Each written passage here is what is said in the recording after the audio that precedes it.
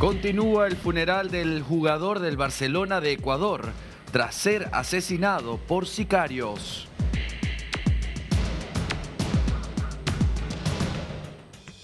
Marco Rubio aseguró que el régimen de Maduro es ilegítimo y coopera con elementos terroristas.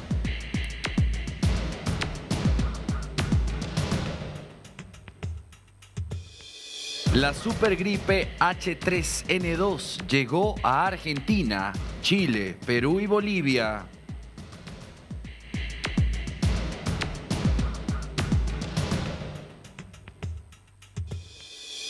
Peligra la firma del acuerdo Unión Europea-Mercosur. Este sábado se reúnen los presidentes sudamericanos.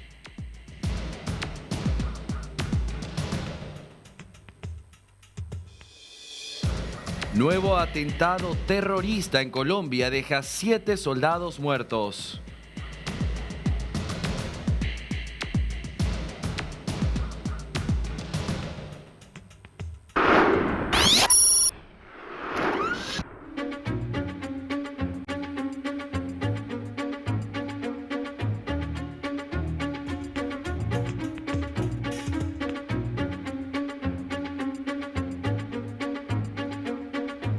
Bien, hay mucha información respecto de los Estados Unidos sobre Venezuela y esta vez la mirada la colocamos en lo que dijo el secretario de los Estados Unidos, Marco Rubio. Esta vez dice que el gobierno, dice, lo que hace Nicolás Maduro y su régimen es intolerable para el gobierno de los Estados Unidos y que además habla de las relaciones que sostiene Nicolás Maduro con organizaciones criminales terroristas como el Hezbollah, por ejemplo. Vamos a escucharlo y analizamos juntos.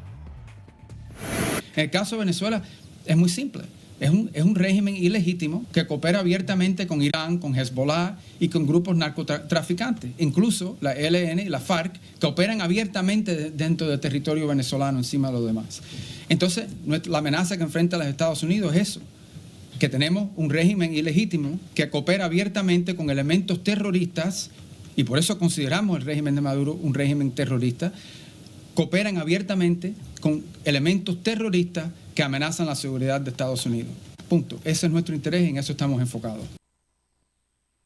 Estamos enfocados, es lo que dice Marco Rubio. No solamente habla de la relación con Hezbollah, también habla de lo que es la influencia, el apoyo de Rusia, una Rusia que se encuentra en modo luna de miel con los Estados Unidos. Este acuerdo de los 28 puntos importantes para poner fin a la guerra entre Rusia y Ucrania, el futuro prometedor para ambas naciones, Estados Unidos y Rusia, en acuerdos económicos, el levantamiento de sanciones, es decir, todo de aquel lado. Pero en este caso estamos viendo a una Rusia que, según Marco Rubio, está apoyando militarmente a Venezuela.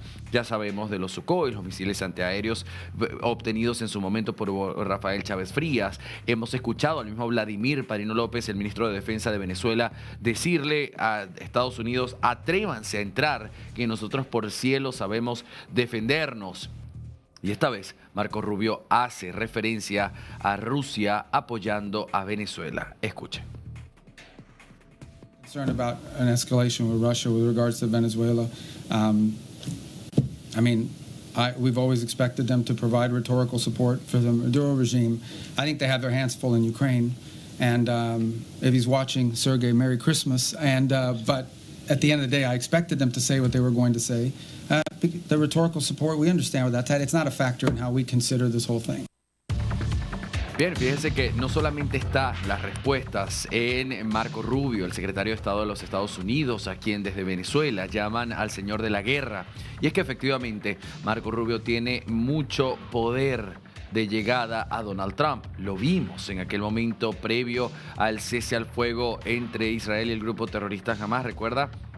Cuando Marco Rubio se le acerca en plena conferencia de prensa al oído de Donald Trump y le dice algo. Donald Trump le da las gracias, le dice a los presidentes: me tengo que ir, hay algo importante, que si yo no pongo la firma no se lleva a cabo.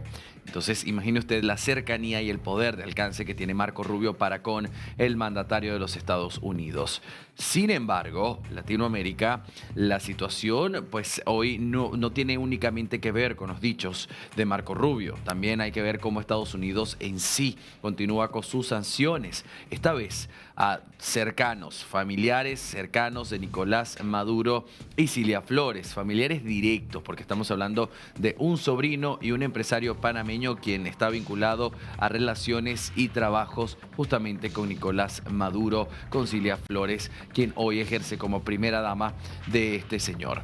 Hoy estas sanciones están presentes. Esto va, por supuesto, al congelamiento de bienes. Esto va a aparecer en la lista OFAC, que es la lista Clinton, la lista negra, que pone allí a personas por enriquecimiento ilícito, por lavado de dinero, por corrupción. En esa misma lista donde está, por supuesto, lo hemos mencionado en otras oportunidades, Gustavo Petro, su hijo, su esposa, el ministro del Interior de Colombia, el señor Benedetti. Esta misma lista que hoy, por supuesto, forma parte del poder que tiene el Departamento del Tesoro de los Estados Unidos para meter más presión financiera a Venezuela, para ejercer mucho más presión que la militar, que por supuesto estamos viendo alrededor y que está trayendo también sus resultados y dejando escenarios de mucha incertidumbre, de mucha interrogante. Por ejemplo, las sanciones a los 29 buques petroleros venezolanos y cuya reacción de Venezuela fue escoltarlos, es decir, entienda usted, en el mar, en la costa de Venezuela, estos 29 buques si salen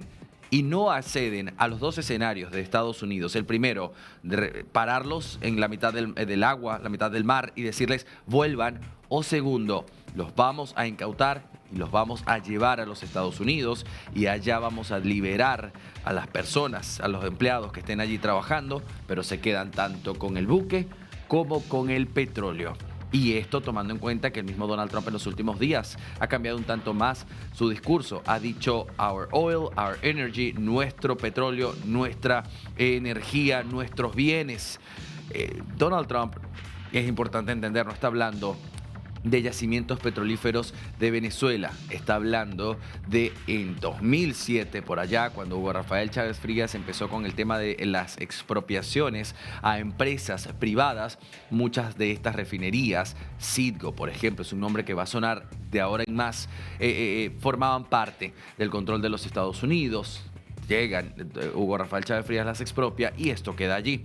Por supuesto, hoy Donald Trump lo trae nuevamente a la mesa pensando, por supuesto, en Estados Unidos primero. Él lo ha dicho, no es una mentira, no es una opinión. Él lo ha dicho públicamente, Estados Unidos primero, y todo eso que nos robaron lo van a devolver. No con un buque que fue incautado como el que vimos hace unos días, el buque cuyo petróleo se queda a Venezuela, Estados Unidos, el buque que se queda a Estados Unidos y las personas que ya estaban adentro son devueltas. Pero esto pasaría con 29 buques más. Estamos hablando de un golpe directo a la economía de Venezuela y que el Fondo Monetario Internacional ya comienza a prever un aumento, una inflación de hasta un 600% en Venezuela. Esto va a ser muy lamentable, no para la cúpula que se mantiene en una burbuja económica. A ellos no les falta ni la comida ni la luz como al resto del país. Vamos en Latinoamérica a hablar también de la presión que ejerce Estados Unidos y esta vez con dos nuevos ataques cinéticos letales. Deja a 5 personas eliminadas, estas 5 personas que se suman a la lista de las otras narcolanchas y los presuntos narcotraficantes. Muchos, siempre leo, me preguntan por qué digo presunto y presunto. Mi trabajo como periodista es llevarle la información a usted, no juzgar. No soy yo quien debe decir un narcotraficante o una narcolancha. Lo que vemos en pantalla es la presunta narcolancha porque es la información que una de las partes ofrece, en este caso Estados Unidos. Este nuevo ataque que se suma a los otros tantos. Estamos hablando de unos 24 ataques en unas 80, 85 ya personas eliminadas, 3 sobrevivientes y la amenaza / advertencia de Donald Trump diciendo que estos ataques ahora serán por tierra.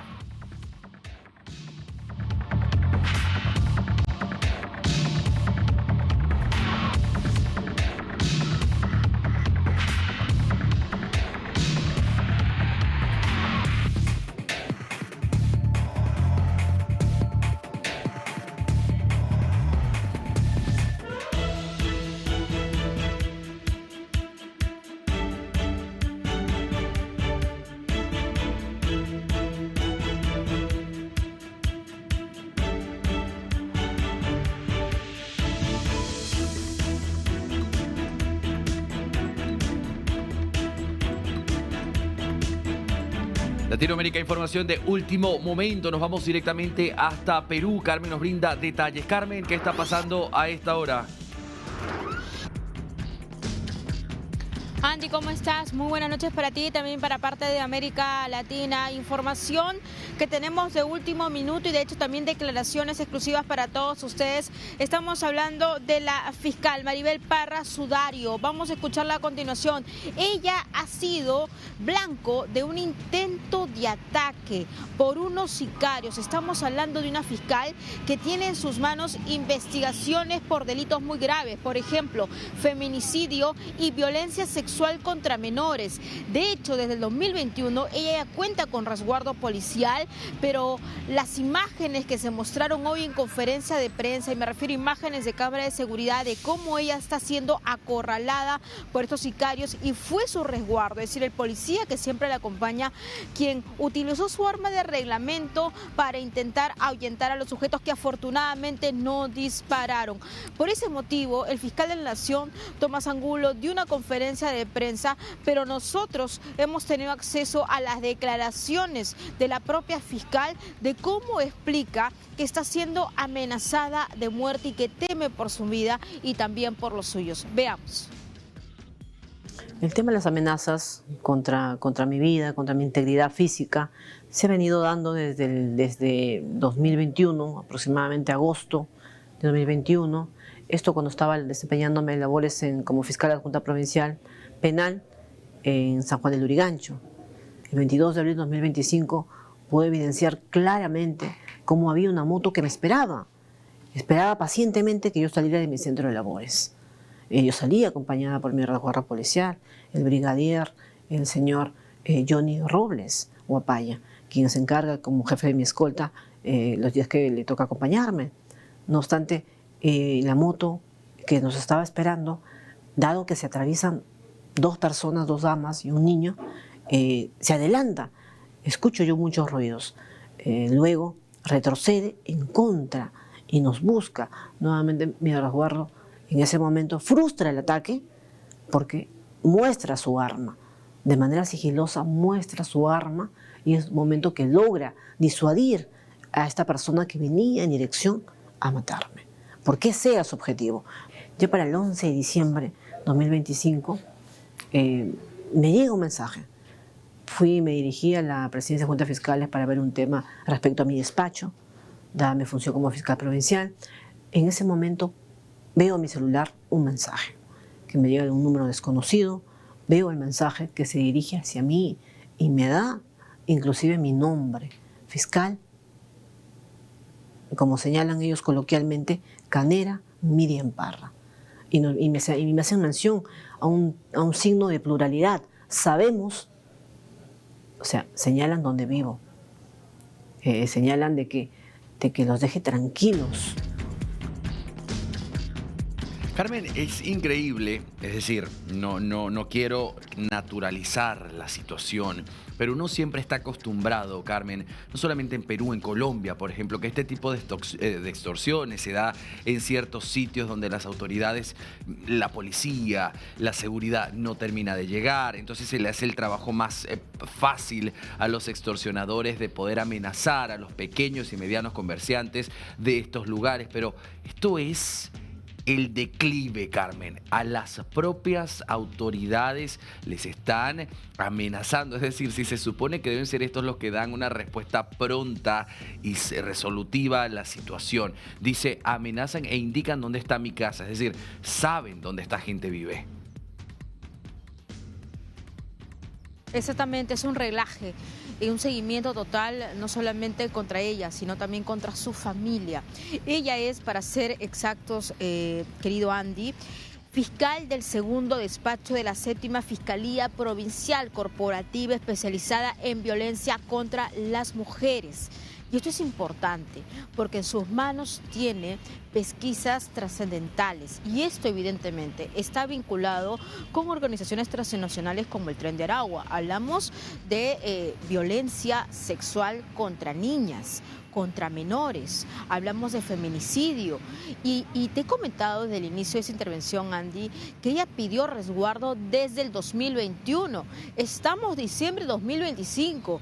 ¿Te imaginas lo que están encarando en estos momentos los fiscales? Porque ella ha sido una fiscal que ha querido dar su rostro y voz como diciendo nos quieren amedrentar, nos quieren callar y necesitamos el aparato del Estado, es decir, de la Policía Nacional del Perú. Necesitamos también al ministro del Interior que nos respalde y al propio fiscal de la Nación que dijo esto no puede pasar más. Tenemos que cuidar a nuestros fiscales porque son los fiscales finalmente, Andy, quienes hacen todo el trabajo de las diligencias, recopilan datos, recopilan los elementos probatorios que luego le sirve al juez para tomar una sentencia o no. Por eso es que ella en su declaración decía, bueno, dicen mi nombre, me dicen Canera. ¿Y sabes qué significa eso? Claro, es que mete muchos a prisión. Es decir, que ella ha logrado prisión para estos cabecillas o para estos criminales vinculados con el feminicidio, vinculados con la trata de personas, vinculados incluso con respecto a violaciones sexuales contra menores.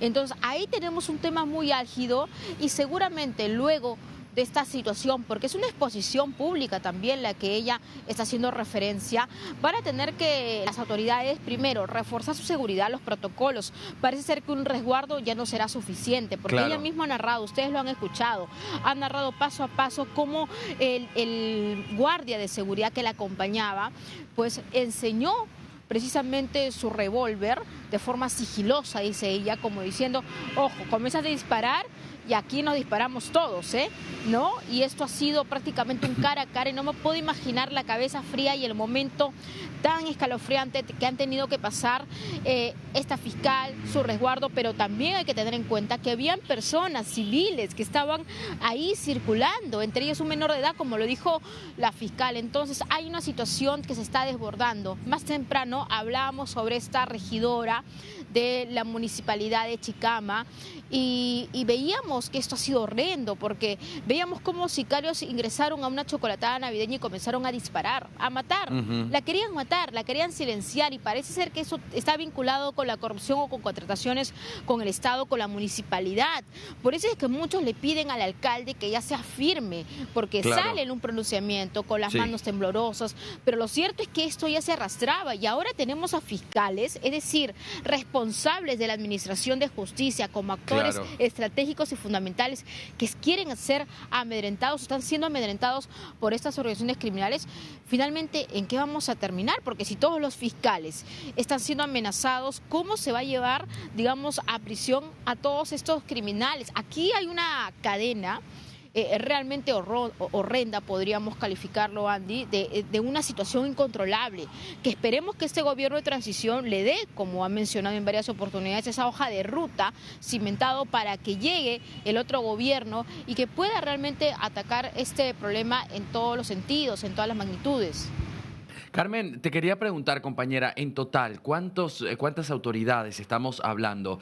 ¿Serían 2 fiscales más el alcalde incluido en este momento? Claro que sí, Andy, de los que han denunciado públicamente y han salido en conferencia de prensa. O sea, en cuanto, por ejemplo, administradores de justicia, recordarás tú que hace algunos meses también apareció el fiscal de la Nación diciendo que un fiscal estaba también siendo amedrentado, ¿no? Y ahora tenemos la posición de esta fiscal que está más vinculada con el tema de feminicidio y delitos graves como violaciones sexuales contra menores. Entonces, hay cuestiones que se vienen dando. Entonces, no podemos dar una cifra concreta porque son los que han dado la cara. Pero ¿qué pasa aquellos que no quieren salir a denunciar? Claro. Gracias, Carmen Alvarado. Vamos a estar muy atentos a cómo evoluciona la situación en el país. Ojalá y la justicia y la seguridad se puedan imponer ante esta situación de caos que los afecta a todos por igual.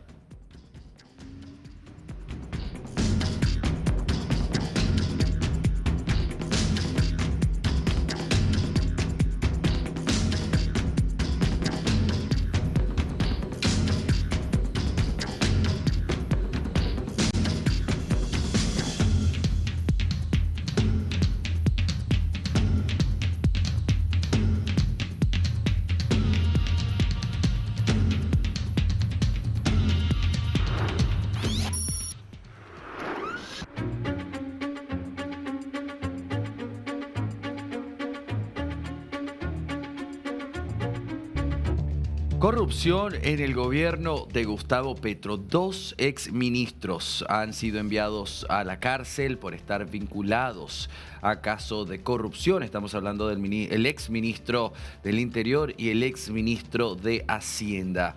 Y esto tiene que ver con, precisamente, es el caso, la organización criminal, le quiero dar el nombre correcto, de corrupción de la Unidad Nacional para la Gestión de Riesgos de Desastres, y el escándalo que involucra tanto a Bonilla como a Velasco. Hoy, ambos exministros, exfuncionarios de Gustavo Petro, pero que por supuesto sostienen mucha cercanía a un ejecutivo que se preguntan muchos, ¿no se da cuenta de lo que está pasando con quienes están más cerca a él o decide no darse cuenta? La justicia esta vez ha determinado que estos 2 exfuncionarios, los 2 de más alto rango del presidente Gustavo Petro, vayan a la cárcel por escándalo tras ser acusados de liderar una organización criminal que entre el 2023 y el 2024 presuntamente destinaron más de 612 mil millones de pesos para pagar a los congresistas a cambio de que estos congresistas apoyaran legislativamente al gobierno de Petro.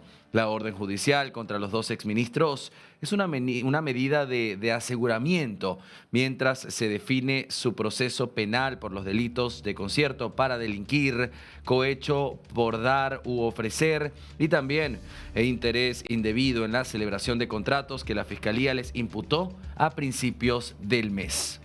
El mayor caso de corrupción del gobierno de Gustavo Petro es el de Bonilla, que fue el segundo ministro de Hacienda de Petro entre 2023 y diciembre de 2024, cuando este renunció tras haber quedado vinculado a las irregularidades de la UNGRD.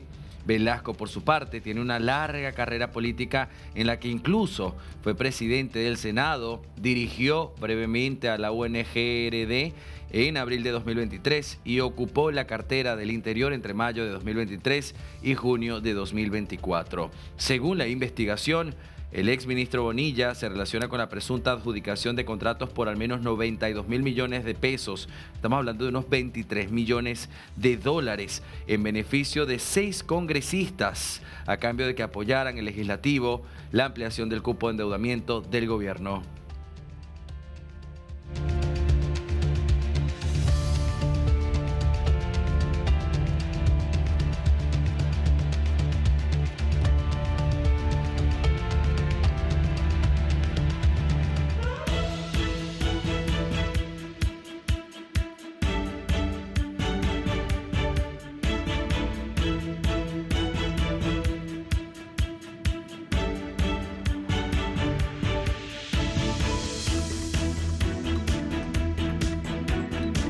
Latinoamérica, información importante, la gripe H3N2, esta influenza K que forma parte de la influenza A que ha llevado importante daño y crecimiento en Europa, se encuentra ahora detectada en Argentina, en Chile, en Perú, en Bolivia. Estamos hablando de 3 casos en la Argentina, un niño en la ciudad de Buenos Aires y otros 2 en Santa Cruz.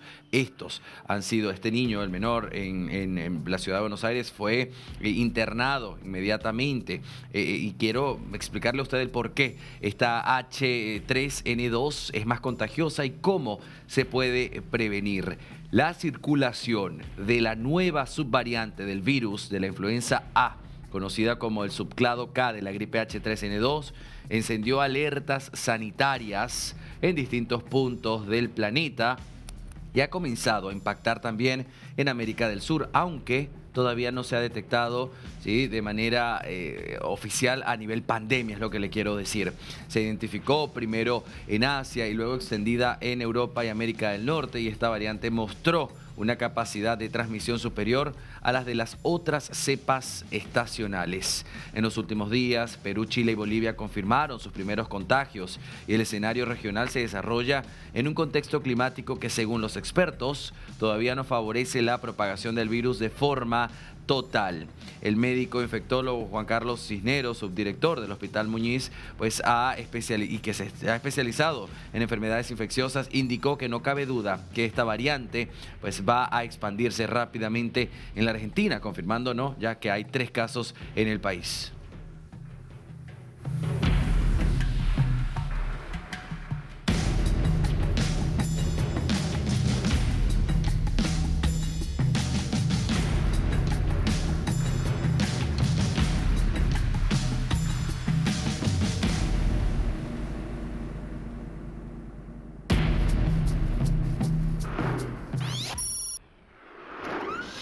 Nos vamos directamente hasta Taiwán y le quiero mostrar estas imágenes terribles de cómo se lleva a cabo este ataque con un cuchillo que deja al menos 2 personas sin vida, otras 6 que resultaron heridas. Esto parece una película de terror, parece hasta de mentira lo que usted está viendo en pantalla. Todo este resultado es el efecto que deja que este individuo armado con un cuchillo y bombas de... No, increíble, mire usted, siga el movimiento cómo va y ataca a la gente a su alrededor. La gente corre sin entender qué es lo que pasa por la mente de esta persona. Es decir, la materia gris claramente salió del grupo. El incidente ocurrió en el paseo del subterráneo de la estación principal de Taipei, esto alrededor de las 17:30 horas. Uno de los fallecidos murió a consecuencia de las puñaladas y el segundo murió debido a un paro cardiorrespiratorio por las granadas arrojadas por el atacante. El atacante, esta estrella que usted ve en pantalla, pues es un hombre de 27 años. Era buscado por ignorar una orden de reclutamiento militar. El individuo, identificado como Chang Wen, saltó del 6º piso del Slit Spectrum Nancy y sufrió un paro cardíaco. Fue trasladado de urgencia al Hospital General de Cathay y declarado muerto a las 19:42. El primer ministro de Taiwán, Chon Yun-tai, ya había sido informado de este incidente y ordenó la movilización total de las fuerzas de seguridad y efectivos de emergencia.